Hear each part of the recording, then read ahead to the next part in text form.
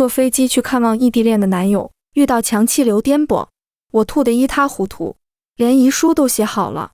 平安着陆以后，我手舞足蹈地给男朋友讲这段经历。他听了一会儿，平静地问我：你讲完了吗？讲完了，我就去看文献了。我的那句我们快点结婚吧卡在喉咙里。后来他皱眉问我为什么分手，就因为我没有陪你闲聊。我说是啊，我还得感谢你，如果没有离开你，我也不会知道有的人会把我说的每一个字都刻进心里。周五晚上，我像往常一样坐飞机去看望异地恋的男朋友。与以往不同的是，这一次我遇到了强对流的天气，飞机在万米高空剧烈颠簸，连氧气面罩都掉下来了，耳边是乘客们此起彼伏的抽泣，机身的每一次摇晃都仿佛是死亡在向我招手。我度过了此生最恐怖的30分钟，绝望之中打开手机，潦草地写了几句遗书，感谢生命中出现的每一个人。上天保佑，飞机终于平安落地。着陆的那一刻，所有旅客都喜极而泣。这次劫后余生的经历实在太凶险，简直堪比一部惊悚电影。直到走出机场，我的腿都是软的，脑子里一直在闪现一句话：陆时雨，你大难不死，必有后福。飞机降落时已是深夜，我叫了车，直接赶往男朋友的住所。裴深是医生，下班一向很晚，我们几乎是前后脚进的门，整整2个星期没见面了。可是裴深见到我，也只是微微扬起笑容。他边换衣洗手边对我说：你先休息吧，我还要去读几篇文献。我知道裴深很忙，上班看病人，下班看病历，抽空还要写文章。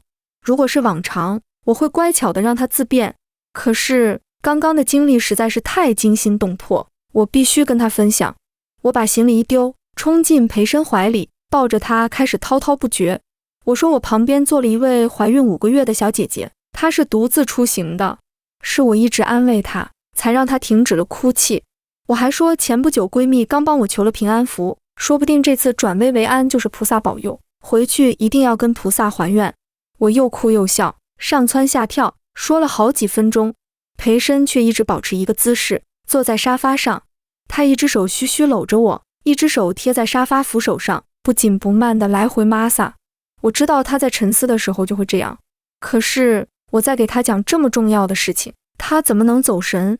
我喊了他一声：喂，裴深，我在跟你说话。他回过神来，我在听。你讲完了吗？讲完了，我就去看文献了。裴深有着清俊的五官，可是他的性格却永远是冷静且疏离。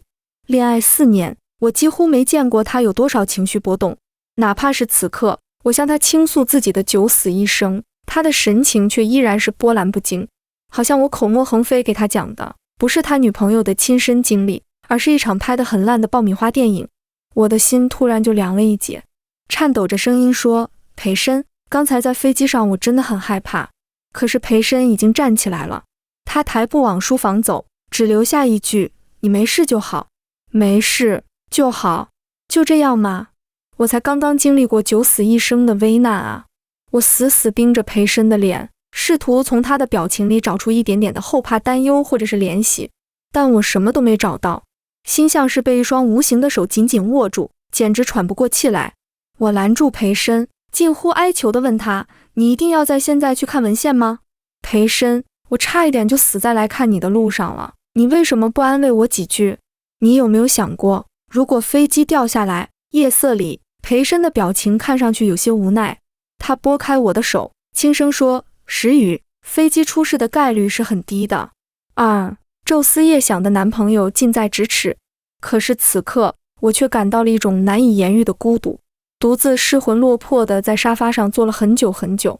客厅昏暗的光线里，手机亮起微弱的光芒，我点开备忘录，看到自己在巨大的京剧之中写下的那几句话：亲爱的爸爸妈妈，我爱你们，如果有来生，我再来报答你们的养育之恩。亲爱的裴深，我爱你，如果我这次能活下来，我们结婚吧。刚才我很快就要讲到写遗书的这一段经历了，这篇备忘录真的有可能成为我的绝笔，可是裴深就那么轻描淡写地打断了我的倾诉，因为他要去读文献，这当然是正经事，可是一定要在今天晚上读吗？我不信他看不出我的心有余悸。身为医生，他能敏锐察觉病人做手术之前的顾虑，并且柔声安慰。为什么我的惧怕他无从觉察？他是无从觉察，还是视而不见？我当然知道，空难的概率比车祸还低，而且我也确实毫发无损。可是这并不代表我不会害怕，至少在今天晚上，我真的很需要他。在我以为自己濒临死亡的时候，我最割舍不下的就是他啊！我总该有资格索取他的几句联系。这个要求很难做到吗？应该不难吧？裴深连最难缠的病人都能哄好，我这么容易哄，他怎么可能不成功？这样想着，我推开书房的门，想勒令裴深对我说几句甜言蜜语。可是原本声称要看文献的裴深，却在跟什么人打电话。那道清脆甜柔的女声似乎是在啜泣着说：“裴医生，我害怕。”而裴深轻声说：“你别怕，有我在呢，别怕，我在。”我求而不得的几个字，就这么轻而易举地听见我的男朋友对别人说。我蓦然一抖，呼吸也急促起来。我知道自己不应该打断裴深和旁人的聊天，可是此刻浑身的血液都冲到头顶，我几乎什么都顾不得了。冲过去夺过裴深的手机：“你在跟谁说别害怕？”却对上了一双冷静的眸子。裴深后退一步，挂断了电话。我死死盯着他的表情，眼泪止不住地滚落下来。他是谁？你为什么在跟他说别害怕？裴深揉了揉眉心，似乎对我的逼问非常无奈。他说：“石宇，你别闹，我下周要做一台复杂的手术，我的搭档是新人，第一次上手术台，他紧张的整夜哭。作为主刀医生，提前安抚他的情绪，有什么问题？如果因为他紧张而对手术造成什么影响，那我怎么对得起病人的信任？”3. 裴深每说一句，我脸上就灼热一分。他要从死神手里抢人，责任重大。衬托的质疑他移情别恋的我，像个无理取闹的小丑。可是同样都是惧怕，我为什么得不到他的安慰？我就比不上他的同事吗？我咬着嘴唇，委委屈屈地抱怨。他上手术台害怕，我坐的飞机差点失事，我也害怕。你能安抚他，为什么不安抚我？裴深沉沉叹气，他起身将我搂入怀中，哄我说：“好了，你别哭，我现在就安慰你，行不行？等忙完这一阵，我再带你出去散心。”我很熟悉裴深，这已经是他哄我的最高待遇，因为这种话在我们恋爱的4年里，我听了挺多遍了。等我博士毕业就带你去玩，等我实习期过了就好好陪你，等我忙完这次考核，但他永远都有新的事情要忙。每一次我都对自己说，他有这份心就好，可是总是没有践行的承诺，真的有说出口的必要吗？更糟糕的是，我没办法指责一个从事着崇高职业的人，在生活上忽略他的伴侣。最后我几近仓皇地退出了房间，大概是因为高度紧张之后的松懈，让我陷入了一种前所未有的疲惫。我快速洗漱完毕，然后缩到床上，入睡很快，但是梦境并不安稳。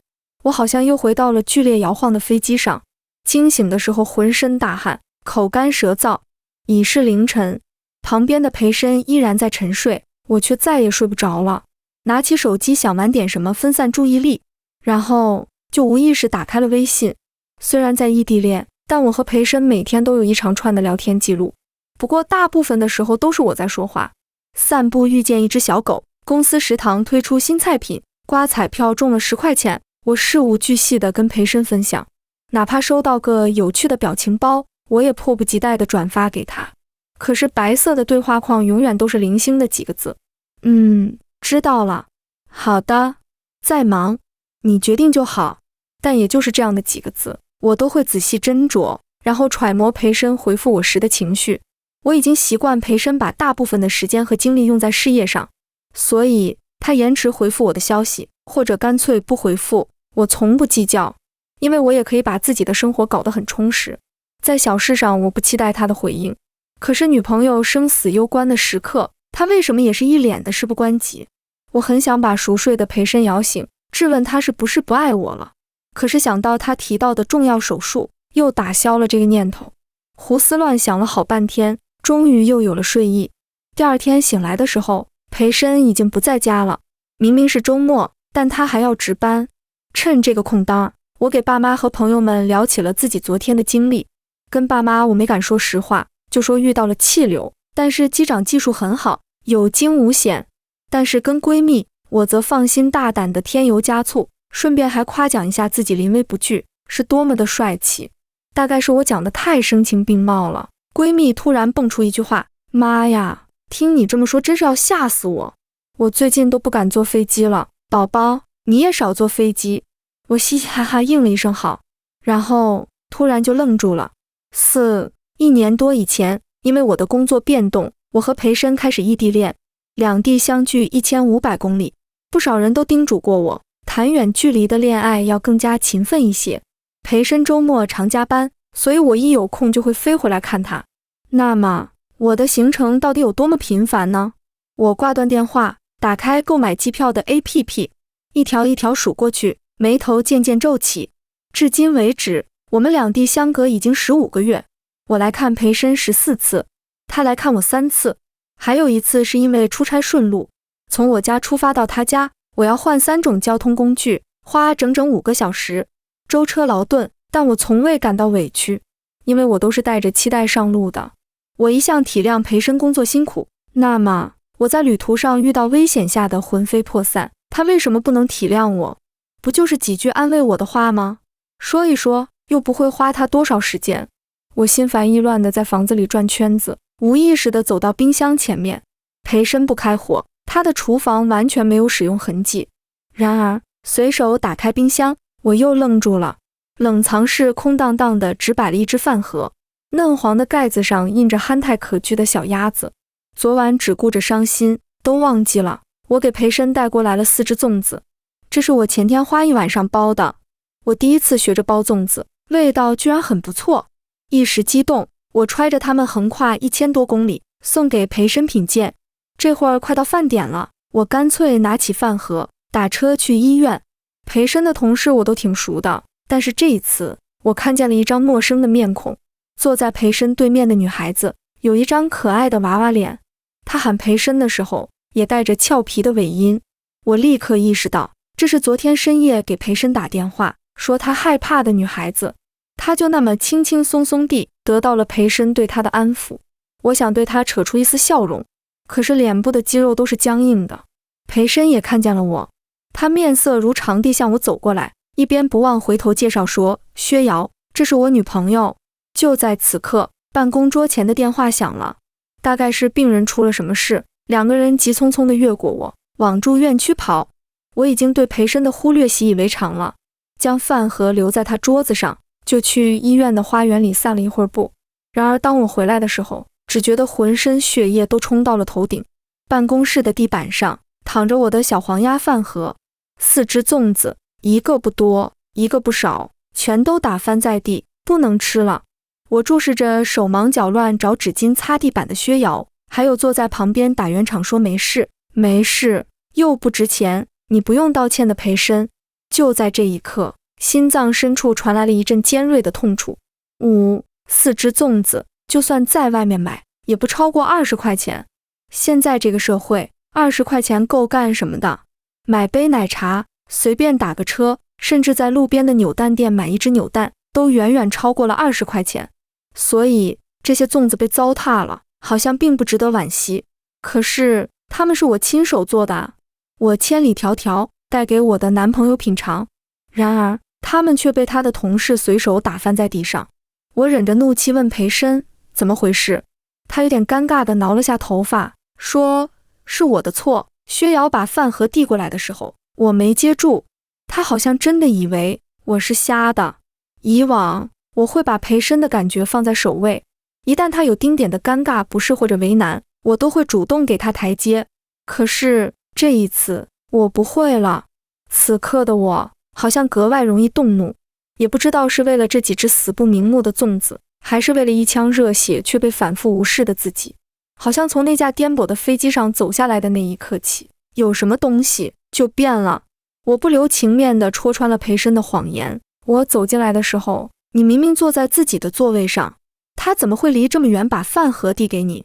你替他撒谎，是怕我怪他吗？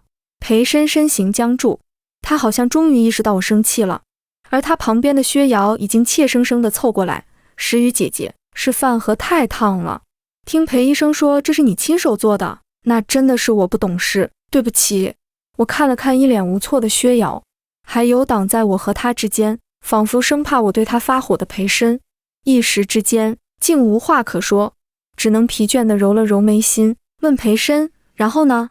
裴深可能没理解我的意思，下意识地答复，下次你再包给我吃就好了。好像有一盆冰水兜头浇下来，我的声音已经带上几分愤怒，下一次你知不知道我包这些粽子足足花了4个小时，然后还要带着他们坐50分钟地铁到机场，然后安检登机，飞行2个小时，再打车到你家，你就这么不珍惜吗？裴深，你不需要向我道歉吗？这好像是我第一次对裴深发脾气，一番话说出来，心里突突直跳。恋爱这么久，不是没有过冲突，可我们是吵不起来的。一来是因为裴深的情绪太稳定了，二来是因为我真的爱他至深，但是我没想到连我的怒火他都感受不到。他叹了口气，平静地说，石宇，我知道你过来看我，路上要花很多时间，可是你何必把自己弄得这么累呢？你来不来看我，我都在这里啊。这一瞬间，仿佛所有的能量都被抽离了身体，我眼睁睁看着这个自己爱了4年的男人，他的冷静、理智，对薛瑶的宽容，衬托的我的热情都成了笑话。读大2那年，我在隔壁医学院的图书馆遇到了裴深。那天，他坐在靠窗的位置，穿洁净的白衬衣，五官清俊，气质又出尘。那一刻，世界都仿佛安静下来。我在他旁边徘徊了好久，终于忍不住凑过去，想看一看他在读什么书。裴深就是在这时突然抬起头来，目光相撞，我连心跳都快要停掉了。从此，我天天往图书馆跑。偶遇很多次以后，我鼓起勇气向他介绍自己，你好，我是 A 大中文专业的陆石宇。其实我并没有期待他记住我，毕竟我早就打听到他是医学院以高冷著称的学神，身边的追求者更是数不胜数。可是那天，裴深的唇角勾起了一抹温柔的笑意，声音里更是带着一丝宠溺。他说，我知道啊，你偷偷看我的样子很可爱。我们公开恋情以后，很多人都忍不住评论几句，那个笨蛋女生追到天才医生的偶像剧叫什么来着？我又相信爱情了。毕竟裴深是医学院公认的高智商高颜值校草，而我才貌都是泯然众人矣。以常人的眼光来看，的确是我高攀，我因此有过一些不自信。可是我很快发觉，裴深很喜欢看我笑，也喜欢听我讲话。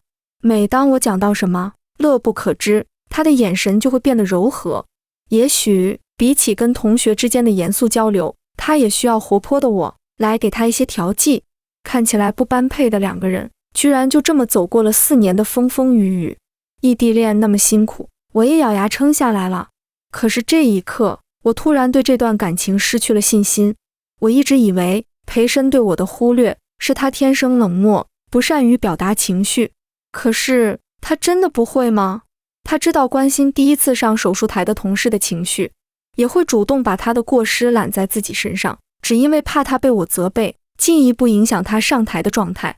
他其实情商很高，也懂得人与人相处该有的礼貌客套，只不过这些他从不展露在我身上。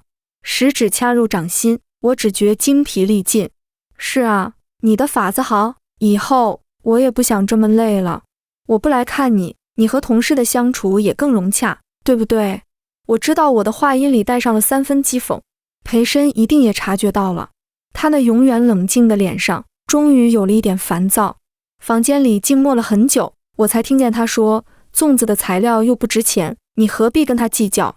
他最近本来情绪就不太好，如果因为这个影响到手术，会很棘手。他真的和我对他的理解一模一样，理性地分析物品的价值、事件发生的概率，然后评估我们对此该做出怎样的反应，以及如果不做会有什么后果。可是他却有意无意地忽略了，对于他的女朋友，他起码要给予和同事等价的尊重。我忍住心脏的剧痛，努力调整着呼吸，问裴深，你什么时候下班？裴深不明所以，直接回复我说，还有3个小时，足够了，足够我回到他家，拿上我的行李，然后离开他。说起来还挺有趣的，当年向裴深表白，我做了整整2个月的心理准备，决定离开他，却只花了不到2天的时间。6，其实我考虑过是否需要跟他道别，毕竟恋爱这种事也要讲究一个有始有终。以前看电视剧，我就不理解为什么分手的时候女主角总要哭到撕心裂肺，很丑又很蠢。可是我现在好像真的懂了，试图把对他的爱从身体里彻底剥离的那一瞬间，眼泪是不值钱的，情绪更是控制不住。我真的差一点就丧失理智，要冲回去狠狠地骂裴深一顿。可是何必呢？让他感受到失去他我有多么痛苦，那岂不是在给他脸？我很快就推着箱子走出了他的家。我改签了航班，在候机区域坐着，看着天色一点一点暗淡起来。踏上飞机的前一刻，收到了裴深的微信：我下班到家了。石宇，你怎么突然走了？往常收到这么金尊玉贵的几个字，我都会心花怒放，但现在只觉得可笑。突然走了，这怎么会突然呢？在恋爱里，没有一个人是突然消失的，期待在退却，失望在累积，我们已经在渐行渐远了，只是他一直没有发现，而我也终于清醒了过来。我回复了裴深一句：我们分手吧。他的电话立刻追过来，我直接关了手机。大概是因为2天前遭遇强气流的经历太过刻骨铭心，我在起飞的时候紧紧抓着扶手，双眼紧闭。我在心里默念：我很安全，我不会出事的。可是眼泪却不受我意志的束缚，我在万米高空哭到不能自已，心想这是最后一次为裴深哭了。从明天起，我会一点一点剔除他存在过的全部痕迹。也许忘记他会很难，但是我有这个决心。我可以慢点走，但我不会回头。学着忘记裴深的第1天，就迎来了一个好消息。闺蜜林兰救助了一条被遗弃的小金毛，请我帮忙转发收养消息。看着视频里可怜兮兮的小生命，我一下子就心软了。我说我来养。林兰吓了一跳：宝贝，你别开玩笑了，你家裴深不是有洁癖吗？裴深是医生，或多或少有点洁癖。以前为了他，我在路边看到可爱的小猫小狗都不能摸。可是我以后的生活规划里不会再有他，又何必在意他的喜好？既然是一个人了，那就应该快乐一点啊。我轻描淡写地说：哦，忘了告诉你，我昨天跟他分手了。分手的人是我，抱头尖叫的人却是林兰。好一会儿，他平静下来，问我什么原因啊？我以为自己已经足够冷静，但我的声音还是带上了哭腔。他不爱我。其实我可以从我们的日常相处里找到一些裴深爱我的证据，比如他工作的第1年就把工资卡给我保管，我吓了一跳，连声拒绝，他便给我开了亲密付，即便我从没用过，他也一直没有关闭。比如他的微信对我敞开，有女生给他发暧昧消息，他既不回复也不删记录，我看见了，有点吃醋，他却一脸正经地说他有不会背叛我的信心。比如我们出行，他会为我拿包，也不介意帮我拍照。可是如果我需要拿着放大镜去找他的爱意，那是不是说明我其实也根本没有感受到他的爱？听我说完，林兰沉吟了好一会儿，最后才说：算了，小狗你想养就养几天吧，如果哪天你和裴深和好了，我再找新的主人。我不能埋怨林兰这样想，因为她知道我对裴深用过多少心，也知道我有多珍惜这段感情。更何况以世俗的眼光来看，裴深有光鲜的教育背景，稳定的职业前景，他既聪明又稳重，尤其是还有一张不俗的脸，那我就应该知足了。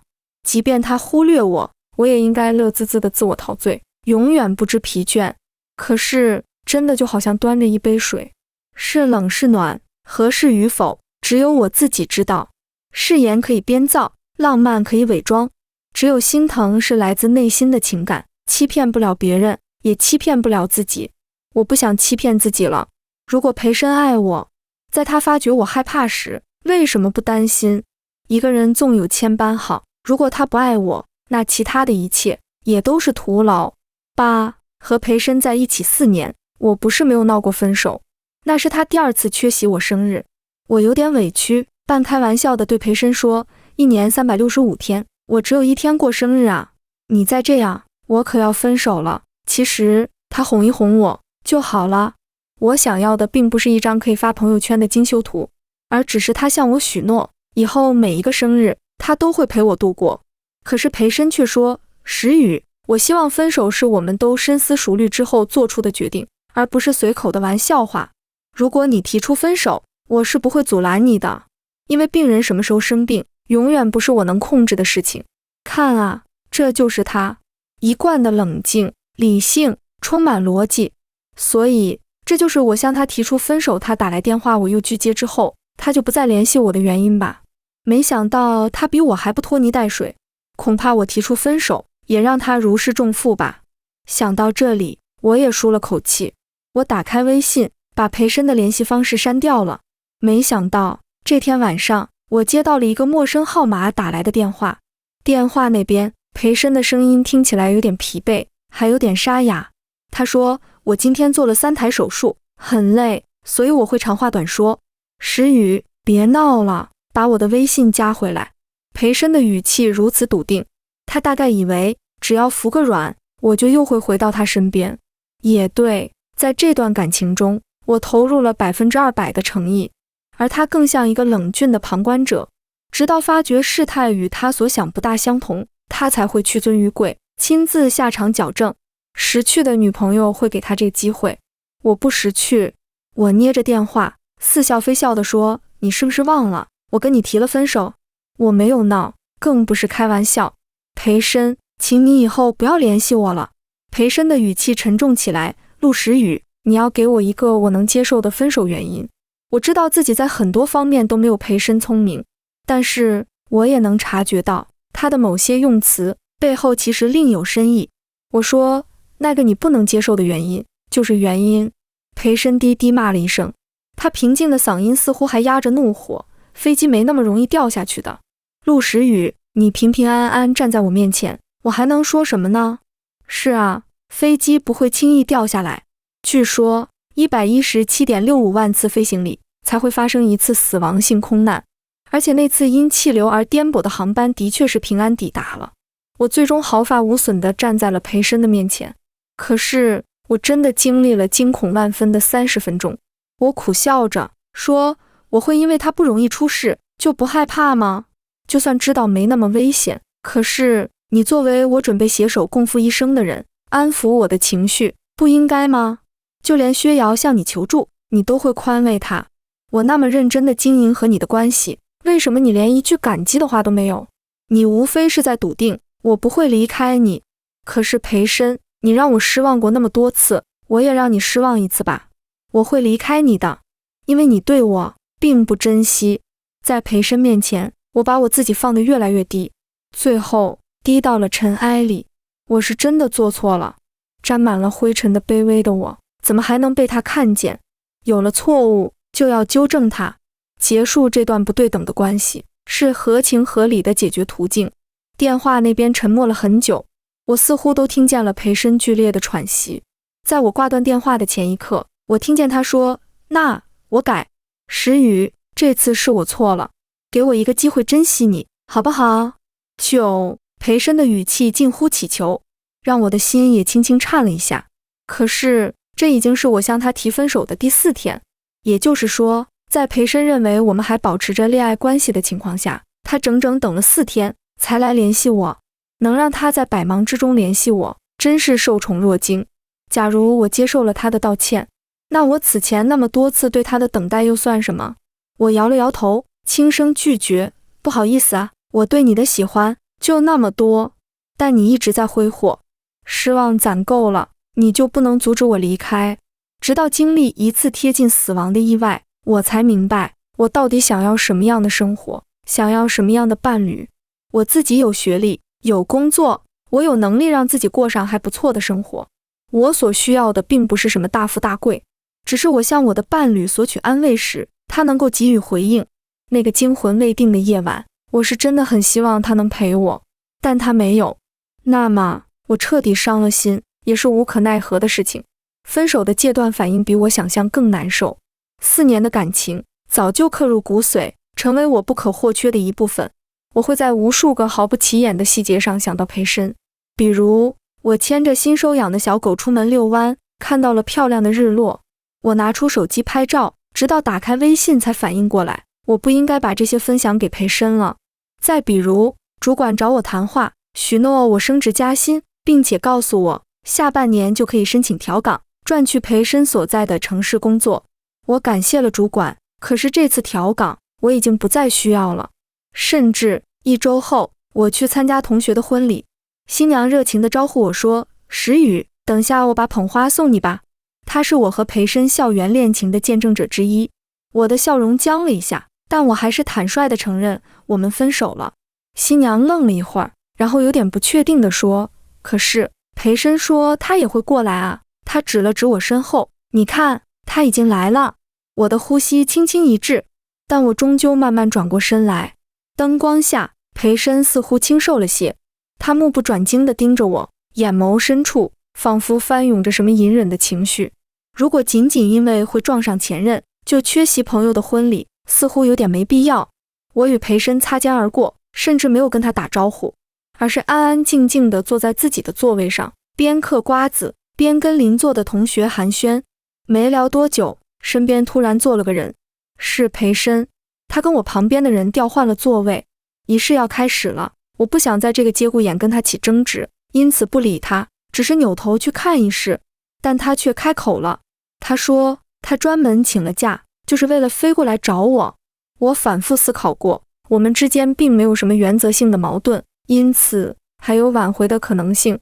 石宇，4年的感情不容易，你不能说不要就不要，太孩子气。在分手的第29天，培生第2次试图挽回我，他还是一如既往的冷静，连挽回我都是摆事实讲道理。也许他是对的，我们之间没有什么狗血的小三插足，没有什么父母的棒打鸳鸯，看起来我们有很大的概率能修成正果。那为什么我会半路放弃呢？这一刻，台上的新人在众人的掌声中相拥接吻，我也有了几分动容。曾几何时，这样的场景我想象过无数遍。看到漂亮的婚纱布景，我都会默默收藏起来，以备将来需要。我从未想到过自己会有主动离开培生的一天，但是没什么想不到的，我只是无可奈何，但我无愧于心。我抬手擦去了眼角的泪，然后笑盈盈地问培生，4年感情不容易，可是你付出的有我多吗？培生，你讨厌香味，所以我连香水都不敢买。你喜欢黑白色调，所以我的草莓熊裙子只在你面前穿过1次。你不喜欢吵嚷，我在你家连看剧都要戴耳机。你饮食清淡，我戒掉了麻辣。你喜欢干净，所以我不养宠物。我们之间有这么多的不合适，你却从未感觉到，因为都是我在迎合你。可是没有人是不知疲倦的，即便这个人是我，也会感到辛苦。而且你有一句话说的对，我根本不必这么辛苦的。他有他的道理，我也有我的。我的道理就是我不想再付出我的爱了。我替我曾经消耗掉的爱情感到惋惜。培生的脸一下子变得惨白，他喉结轻颤，哑声许诺，我会改。你告诉我，我都可以改。你不需要再迎合我了。石宇，换我来迎合你，可以吗？我真的不想失去你。这一次我是确凿无疑的，在培生眼里看到了泪意。原来稳重内敛如他，居然也有失控的时刻。也许他喜欢我，比我想象更多，可是仅此而已吗？我凝视着培生，语气平静，会改，就这2个字吗？我们都是成年人了，不是写一封情书就能表白的未成年人。我们现在应该论迹不论心。你说会为我改变，可是没看到结果之前，我怎么会相信？几句话不能再收买我了，培生。以前你可以，因为我爱你。你说的每句话我都选择相信，我也愿意承受期待落空之后的沮丧。可是现在，我再渐渐不爱你了，那你也不能怪我挑剔一点。我不确定培生是否会为我做出改变，反正他已经让我失望了那么多次，再多一次也没什么特殊。但无论那个改变会不会发生，我都不会在原地等他了。这次道别之后，我继续想办法转移生活的重心。我报了个健身卡，只要挥洒了足够的汗水，我晚上会睡得很沉，就不会梦到培参。我又包了一回粽子，这一次口味更棒了，送遍了身边的同事朋友，获得交口称赞。几周后，我成功晋升，薪水翻倍。其实这个岗位早就该属于我，是我一直纠结要去培参所在的城市，所以不肯竞争。又过了几周，我牵着小狗在小区附近遛它的时候，碰到了一位新邻居。那人年纪很轻，身形颀长，小麦肤色，清爽寸头。我在遛我的小金毛，他在遛他的边牧，两只狗子玩得不亦乐乎。新邻居也向我打招呼，我家狗叫绅士，你家的叫什么名字呀？我抿唇一笑，叫大福。对方也笑了，这名字接地气，很好听。可是为什么起这个名字？我有片刻的恍神，因为从那架飞机上走下来的时候，我对自己说，陆时雨，你大难不死，必有后福。培参曾经占据了我大半的生活，他不在了，我原本以为我会失去大半的我，但是我只是失去了他而已，我却又重新得到了整个世界，这样怎么不算大福？于是在分手的第77天，我结识了一位新朋友，他叫何文野，11。何文野是儿童足球教练，在小区附近的培训机构工作。路过他们的训练场的时候，常能看见他和一群半大的孩子嬉笑打闹，看得出来他性子是炽烈张扬的，和什么温文尔雅风度翩翩都不沾边。我们的相处从一开始就随心所欲，偶尔遛狗的时候碰见彼此，会一起走一段路，如果碰不着也不强求。我们都不是话痨，但谈到双方都感兴趣的话题，总是会聊很久。后来我们加了微信，何文也回复我的消息总是非常及时，假如有延误，他一定会解释原因。因为工作关系，我偶尔出1-2天的差，拜托他帮忙遛狗时，他能做到就一定不会推脱，做不到也一定会直白地告诉我。在何文也面前，我可以舒舒服服做自己，不必担心哪句话暴露我学渣本性，更不用担心会有说话得不到回应的落空感。林兰原本很期待我和培参破镜重圆，但他迟迟没有任何动作，他也等烦了。他跟我抱怨，说了又不做，那他干嘛说啊？我捏了捏他的脸，笑道，是啊，你怎么还当真了呢？我早就已经不当真了，大概是被培参气到。在见过何文野之后，林兰马上就撺掇我试一试开展新恋情。她言之凿凿地说，宝贝，所有的安排都是最好的安排，你要感谢培参不追真，快点把他忘了吧。我确实越来越少想到培参了，即便想起来，记忆也好似蒙了层灰，模模糊糊的，看不真切。离开培参之后，我愿意去尝试爱其他人，但我也没打算这么快就开始新一段感情，毕竟我还是有点累。那一场爱情算不上轰轰烈烈，但也是铭心刻骨。我想我应该再抽离一段时间。然而不久之后，我还是动摇了。那天因为附近施工挖断电缆，整片小区都停了电。我正在家里发愁晚饭该怎么解决，门却被敲响了。何文也牵着他的绅士，扬起耀眼的笑容，时雨，我记得你说怕黑，所以我过来送些蜡烛，再看看你有什么需要的地方。我的确在闲聊之中跟何文也提过，我怕黑，但那是小时候的事情了。而且我也并没有想到，何文也会把我随口提起的一件小事记得如此牢靠。我确信自己并没有表露出任何对他超出友谊界限的暗示，可是即便作为朋友，也应该能体恤对方的忧惧。这种彼此理解、互相在意，是我从未体会过的。我怎么可能不向往？我压住心中悸动，礼貌答谢，谢谢你想到我。在分手的第127天，我第一次发觉，我又开始期待爱情了。不是那种只有一个人傻傻付出的爱情，而是双向奔赴的那一种。几天后，何文也约我出去吃饭，理由找得挺好，说这是一家评价不错的宠物友好餐厅。但我怎么猜不到，宠物根本就不是重点。这次的约会非常融洽，在楼下分别的时候，何文也似乎在纠结着什么。我们站得很近，近到我甚至可以闻到他身上若有似无的清冽干净的味道。我下意识地抿了抿唇，不确定地想，他是想表白还是想接吻。可是就在谜题即将揭晓的前一刻，有个人喊了我的名字，石宇，是裴深。他盯着我和何文野的身影，整个人都绷住了。12，我有点意外自己又看见了裴深，我还以为他已经放弃挽回我了呢。裴深下巴上有些发青的胡茬，他一向都是仪表堂堂，怎么会忽略打理自己？我看着他的样子，第一次觉得有点陌生。我让何文野先回家，他很贴心地扬了下手机，告诉我，我就等在附近，如果有需要，打我电话。我轻声应了一声好，看着何文野远去，裴深喉结重重滚了下，眼神略带狠戾。他是谁？我很坦诚地回答，是潜在的恋爱对象。裴深的额头上立刻爆起青筋。石宇，我们谈了4年，才分手4个月，你就要谈恋爱了吗？原来我们已经分手4个月了。我本以为分手以后的日子会非常漫长难熬，但真的熬过来了，好像也不算什么。我抬头看了看裴深，我们分手了，希望你以后不要来找我了。我作势欲走，裴深一下子就急了，他伸手虚虚拦住我，我是有重要的事情找你。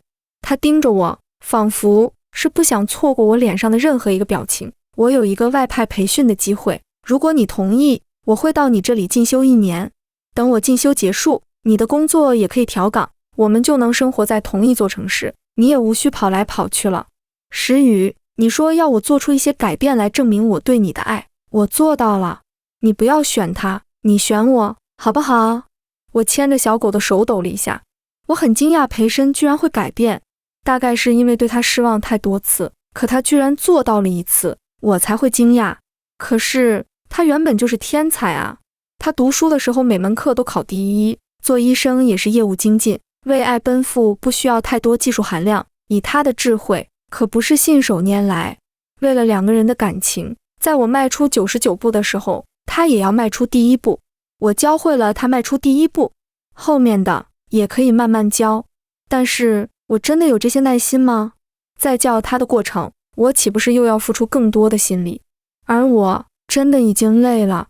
在何文野身边，我不用担心撒娇得不到回应，不用担心被错过生日，不用担心约会被放鸽子，不用再担心走路慢被丢在身后，不用担心自己精心准备的食物被无视，不用担心我需要一个抱抱的时候，他拿出一些冷冰冰的大道理来告诉我，我不需要。世俗意义上，裴深很优秀，甚至可以说是我能接触到的顶端。如果我跟他结婚，也许能成就世人眼中的一段良缘。可是我需要的不是旁人眼中的艳羡，而是我的伴侣知我冷暖。我想成为我自己认为很幸福的人，而不是他们口中幸福的人。我笑了笑，很认真地对裴深说，要不这一次就算了吧，不过下一次你要记得我教会你的东西啊，不可以再让其他爱你的女孩子失望了。裴深的瞳孔急剧收缩，他仿佛还想说什么，但我的小狗冲他龇牙咧嘴，他只能连连后退。我向裴深一笑，介绍一下，他叫大福，因为我觉得离开你很幸福。裴深脸上划过一丝痛楚，他几近咬牙切齿的哽咽，但是离开你，我会不幸福。听他这样说，我还是轻轻皱了下眉头。可是体内那一阵抽丝剥茧般的轻松感让我知道，我没做错。世界上有很多种声音，我要听和自己内心最接近的那一种。我牵着大福回了家，直到半个小时后，我去拉窗帘，才惊讶地发觉裴深仍然伫立在路灯下，路灯把他僵直的影子拖得很长。他怎么还不走？但是走不走都随便他吧。突然之间，裴深蹲了下来，双臂环绕，将头埋了进去，看起来好像是在哭，因为他的双肩都在颤抖。可是这与我又有什么关系？他终究成为了我无关紧要的人。玫瑰花已经枯萎了，无论他再怎么诚心诚意的浇水，我也不会回心转意了。遗憾吗？一定是的。怎么会不遗憾呢？那是我用了整个青春爱的人。故事的开头那么完美，我们此后却再无交集。可是我要去种新的花，结新的果了。人生总要往前走，并且越来越好才对啊。13番外，裴深常觉得自己的人生很无趣。他完美继承了父母的智商，又很幸运的在仪表上也得天独厚，因此读书升学求职顺风顺水，他的人生像一条稳步上升的直线，旁人都羡慕他，可是只有他知道，他对生活中的一切都感到无趣。直到他遇到了陆时雨，任何时候看到他，他都是笑容满面。可是裴深不理解，他家境平平，人又没有多漂亮，智商也很普通，他为什么那么开心呢？可是他像是生长在山野间的蓬勃的花，并不算多么好看，甚至难登大雅之堂，却充满生命力。这恰恰是他缺失的一部分，而且他居然有点喜欢他。原本他觉得谈恋爱是一件麻烦事，因为他见过室友谈恋爱，那位女朋友做天做地，不仅向室友讨要恋爱1个月纪念品，甚至因为室友说错第一次约会她穿的什么裙子，而在公共场合勃然大怒。室友跟女同学吃一顿饭，他也急得直跳脚。裴深看得连连皱眉，恋爱太麻烦了，如果不谈最好，这是裴深的结论。但是陆时雨却是个例外，他真的很乖巧，他对他体贴包容，100依100顺，仿佛根本没有脾气。跟他在一起，他可以迟到重要的约会，可以拒绝自己不喜欢的食物，可以对他说他不喜欢他的某一件衣服，只需要偶尔给他一点好，他就会感恩戴德。他很享受这段关系，看他花样迭出，不知疲倦地讨好他，他甚至一度动过把他娶回家的念头。他选择的职业压力很大，为了在事业上走得更远，他必须将几乎所有的精力都花在工作上。陆时雨或许是最适合他的，对于他这样的人来说，感情只是他生活中很小的一部分，或者说根本就可以没有。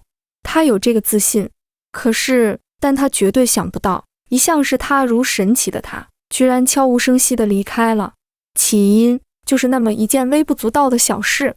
裴深起先感到不可思议，紧接着是气愤。世界上每天都有人坐飞机出行，怎么只有他在担惊受怕？从概率上来讲，他根本就不可能出事。事实上，他也确实好端端坐在了他的家里。那么，男朋友事后追加的安慰抚慰又有什么意义？他之所以宽慰薛瑶，也全都是为了病人考虑。可是他偏偏走得那么决绝，连吵一架的机会都没留给他。裴深想过，要不要就这么算了？他很早之前就提示过他，分手不是儿戏，一旦分手，他绝对不挽回。陆时雨能因为一件小事离开他，就能因为另一件小事离开他，他哪有时间去处理？可是说来也怪，明明他提分手之前，他可以心无旁骛的工作，但在他提分手后，他开始总是想到他。裴深确定自己很依恋他，也很舍不得这份感情，所以他决定飞去他的城市，说点软话去讨好他，已经是他能做出的最大让步。他一向不喜欢旅行，为了他可以忍受2个小时的飞行噪音，可是他还是不领情。一向温柔的姑娘突然长出伶牙俐齿，居然连他都难以招架，甚至他一定要他拿出切实可见的改变。裴深有点气恼，他已经习惯了他事事为他想，他为什么不能一直如此？裴深决定先搁置这件事，可是他逐渐发觉自己做什么都打不起精神，甚至连工作都开始心不在焉。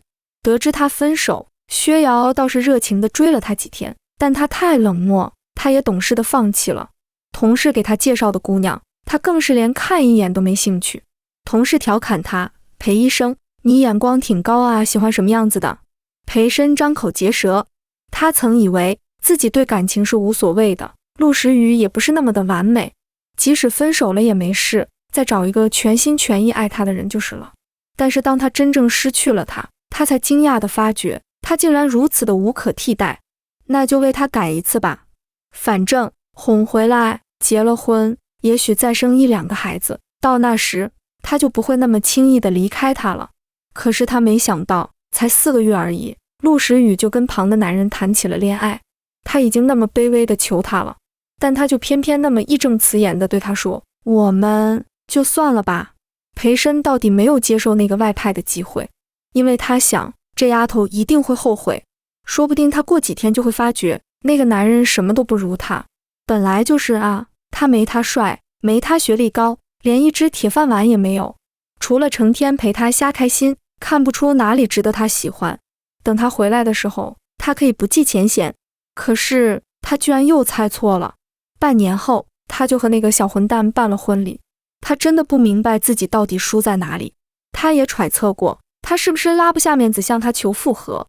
可是婚礼上，他笑得那么开心，连不甚漂亮的脸都明媚起来。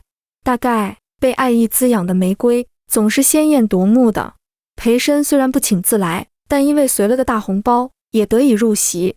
他在婚宴上喝得酩酊大醉，有几个同学把他拖进了客房，让他醒酒。他们在闲聊，哟，看不出来，裴神还挺深情的。我们裴神前途无量啊，也不知道石宇妹妹是怎么下决心提的分手。是啊，她这么优秀，石宇是怎么下的决心呢？裴深闭眼倒在床上，头痛欲裂。在铺天盖地的黑暗里，他好像又见到了那个惊魂未定的女孩。他眼里带着泪，但嘴上却开开心心地跟她念叨：哇，我给你讲，真的像坐过山车，但比过山车吓人100倍。氧气面罩都在我面前晃悠，但是我可太厉害了。我一直在安慰旁边的小姐姐，裴深，你抱一抱我吧，我差一点就看不见你了。他的声音越来越低，好像很害怕他会对此无动于衷。这一次，他轻轻抱住了她，在他的梦里，在无尽的泪水中，他对她说，也仿佛是对自己说，我也很害怕再见不到你了。石宇，我真的很爱你。